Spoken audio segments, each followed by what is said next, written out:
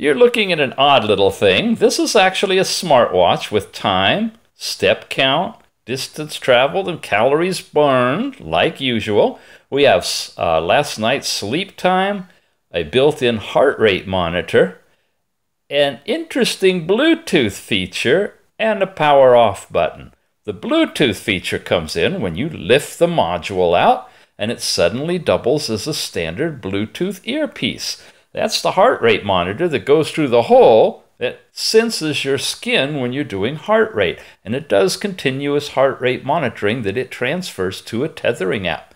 But in your ear, this thing works to receive phone calls and even voice place phone calls or anything else you do with your Google Assistant or Siri by simply pressing and squeezing the bottom for about 5 seconds, waiting to hear the beep, and then just simply saying what command you want to give to your phone.